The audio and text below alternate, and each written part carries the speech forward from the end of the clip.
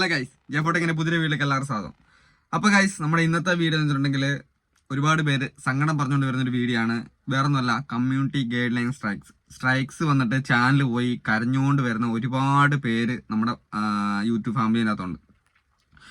അപ്പോൾ കഴിഞ്ഞ ദിവസം എന്നോടൊരു ചേട്ടൻ കഴിഞ്ഞുകൊണ്ട് വന്നു. അപ്പോൾ ഈ ചേട്ടന് 3 സ്ട്രൈക്ക് വന്നിട്ട് ചാനൽ ഡിലീറ്റ് ആയിപ്പോയി. അപ്പോൾ ടെർമിനേറ്റ് ആയപ്പോൾ ചാനൽ കൊണ്ടാണ് എൻ്റെ അടുത്ത് വന്നത്, ചേട്ടാ എന്തെങ്കിലും ചെയ്തു തരാമോ, ഞാൻ ഒരുപാട് ആഗ്രഹിച്ച് ക്രിയേറ്റ് ചെയ്തെടുത്ത ചാനലാണ്.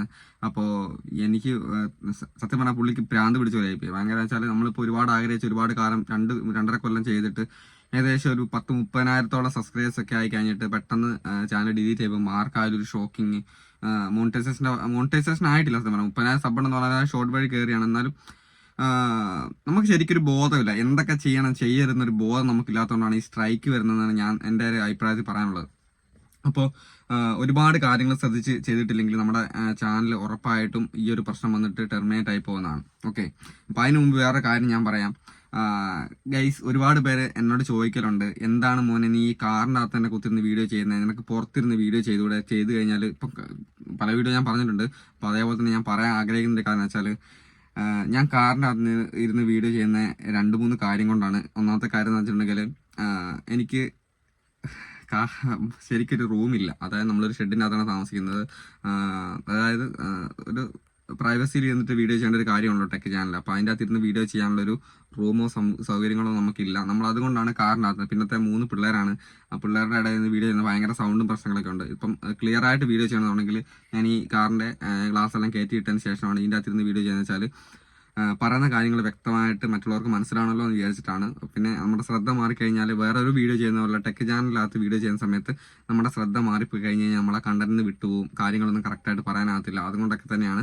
അപ്പോൾ അങ്ങനെ ആർക്കെങ്കിലും ഒരു സംശയമോ പ്രശ്നങ്ങളോ ഉണ്ടെങ്കിൽ അങ്ങനെ അതൊന്ന് മാറിക്കോട്ടെ എന്ന് വെച്ചിട്ടാണ് ഈ കാര്യം പറഞ്ഞേക്കുന്നത് കേട്ടോ. അപ്പോൾ ഇത് ഇത്രയേ ഉള്ളൂ. അടുത്തായിട്ട് നമ്മൾ കാര്യത്തോട്ട് കിടക്കാം. അതായത് അപ്പോൾ ഗൈഡ് ലൈൻസ് സ്ട്രൈക്ക് വന്നിട്ട് ചാനൽ പോകാതിരിക്കാനുള്ള കാര്യങ്ങളാണ് ഞാൻ പറയാൻ പോകുന്നത്. ഒരുപാട് പേർക്ക് പറ്റുന്ന പാകപ്പിഴകളാണ് നമുക്ക് ഇങ്ങനെ ഒരു പ്രശ്നത്തിലോട്ട് വന്നു ചെയ്യുന്നത്.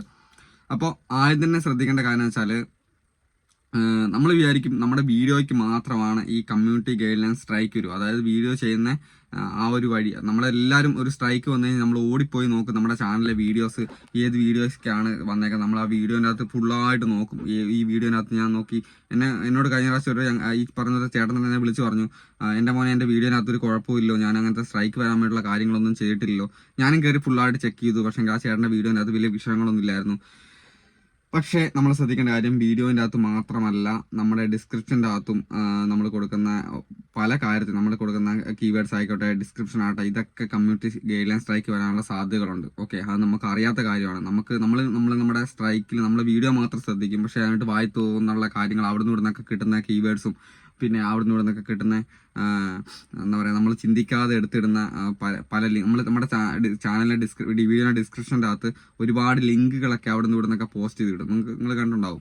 അപ്പോൾ അങ്ങനെയൊക്കെ ലിങ്ക് ഇടുന്ന സമയത്ത് ആ ലിങ്കുകൾ, അതായത് ഞാൻ പറഞ്ഞത് ഒരു പ്രൊമോഷൻ്റെ കാര്യത്തിന് വേണ്ടിയിട്ടൊക്കെ ഒരുപാട് പേര് പല ലിങ്കുകൾ അയച്ചു തരും നമുക്ക്. നമ്മളിപ്പോൾ ചാനൽ പ്രൊമോഷൻ ചെയ്യുന്ന ആൾക്കാർ, നമുക്ക് മോണിറ്റൈസേഷൻ ആകാത്ത ചാനലാണെങ്കിൽ തന്നെ നമുക്ക് നല്ല റീച്ചുള്ള ചാനലൊക്കെ ആണെങ്കിൽ ഒരുപാട് പേര് നമുക്ക് ലിങ്ക് അയച്ചു തരും ചാനലിൽ. അതായത് ഈ ഒരു നമ്മൾ ആ പ്രൊഡക്റ്റിൻ്റെ ചെയ്തതിന് ശേഷം ആ പ്രൊഡക്റ്റ് വാങ്ങാനും വിൽക്കാനൊക്കെ പറ്റിയ ലിങ്കുകളൊക്കെ നമ്മുടെ ചാനലിൽ ഇട്ട് തരും.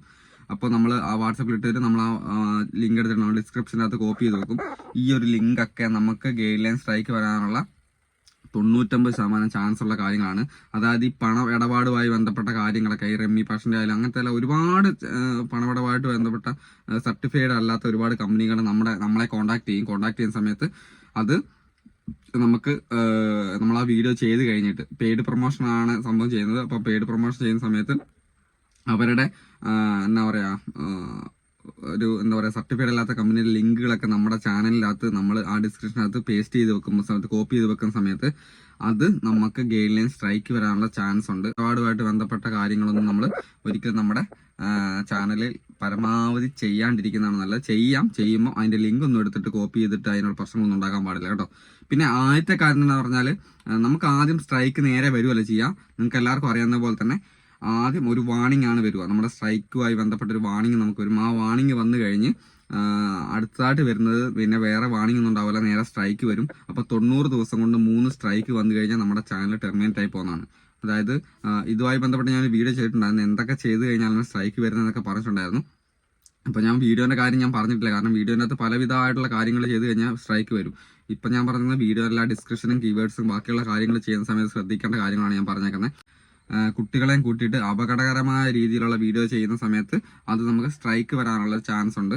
അപ്പോൾ അതൊക്കെ സൂക്ഷിച്ചിട്ട് വേണം വീഡിയോ ചെയ്യാൻ വേണ്ടി. അപ്പം ഇത് നിങ്ങൾ ആലോചിക്കണം, ആദ്യത്തെ ഒരു വാണിംഗ് മാത്രമേ കിട്ടത്തുള്ളൂ. പിന്നെ 90 ദിവസമാണ് ഒരു സ്ട്രൈക്കിന്റെ കാലാവധി, ആദ്യത്തെ 3 മാസം. അപ്പോൾ ഒരു സ്ട്രൈക്ക് കഴിയാതെ അടുത്ത 2 സ്ട്രൈക്ക് കൂടെ വന്നു കഴിഞ്ഞാൽ ഈ 90 ദിവസത്തിനുള്ളിൽ 3 സ്ട്രൈക്ക് അടുപ്പിച്ച് വന്നു കഴിഞ്ഞാൽ ഉറപ്പായിട്ട് നമ്മുടെ ചാനൽ ടെർമിനേറ്റ് ആയി പോകുന്നതാണ്. പിന്നെ അത് ഈ ഒരു പ്രശ്നം വന്നു കഴിഞ്ഞിട്ട് നമ്മൾ കരഞ്ഞിട്ടോ അലറിയിട്ടോ അവിടെ സങ്കടപ്പെട്ടോ ഒന്നും കാര്യമില്ല. അപ്പോൾ ഇങ്ങനെയുള്ള കാര്യങ്ങളൊക്കെ ശ്രദ്ധിച്ചു കഴിഞ്ഞാൽ നമ്മുടെ ചാനലിൽ പോകാണ്ട് കിട്ടും. ഇതൊക്കെ ഞാൻ പറഞ്ഞു വെച്ചാൽ ഇന്നലെ ഒരു ചേട്ടൻ ഇതിനോട് വന്നിട്ട് സങ്കടം പറഞ്ഞു. എനിക്ക് ഓരോ അനുഭവങ്ങൾ വരുമ്പോഴാണ് ഞാൻ അത് വെച്ചിട്ട് വീഡിയോ ഉണ്ടാക്കുന്നത്. നമുക്ക് ഒരുപാട് സങ്കടം വരും, കാരണം ഞാനും 2 ചാനൽ കൈകാര്യം ചെയ്യുന്ന ഒരാളാണ്. 2 അല്ല 14 ചാനൽ ഇപ്പം കൈകാര്യം ചെയ്യുന്നുണ്ട്. അത് നമുക്കറിയാം, നമുക്ക് ചാനൽ ഗൈഡൻസ് ചെയ്ത് കൊടുക്കുന്നുണ്ട്, വാട്സപ്പ് ഗ്രൂപ്പ് ഉണ്ട്. പക്ഷെ ചാനൽ ഗൈഡൻസിനാണ് ഏകദേശം ഒരു 14ഓളം ആൾക്കാർക്ക് ഇപ്പോൾ ഓൾറെഡി ചെയ്ത് കൊടുക്കുന്നുണ്ട് ചാനൽ ഗൈഡൻസ്. അപ്പോൾ അവരൊക്കെ ചെയ്ത് കൊടുക്കുമ്പോൾ നമ്മൾ പറഞ്ഞു കൊടുക്കുന്ന കാര്യം ഇതാണ്. അപ്പോൾ ഇങ്ങനെയുള്ള കാര്യങ്ങളൊക്കെ വരുന്ന സമയത്ത് നമുക്ക് ഒരുപാട് സങ്കടമുണ്ട്. കാണാനും അവരുടെ ആ ഒരു അനുഭവങ്ങളൊക്കെ കേൾക്കുന്ന സമയത്ത് ഒരുപാട് സങ്കടം വരും, കാരണം നമുക്കറിയാം അതിൻ്റെ കഷ്ടപ്പാട് എങ്ങനെയാണ് ഓരോരുത്തർ ചെയ്ത് കഷ്ടപ്പെട്ട് ഉണ്ടാക്കിയെടുക്കുന്നതെന്ന്. അപ്പോൾ ഒരിക്കലും ഈ കാര്യങ്ങൾ ചെയ്യാണ്ടിരുന്നു കഴിഞ്ഞാൽ ഉറപ്പായിട്ട് നിങ്ങളുടെ ചാനൽ സക്സസ് ആവും. അപ്പോൾ എന്തായാലും നമുക്ക് നാളത്തെ വീഡിയോ കാണാം. ബൈ.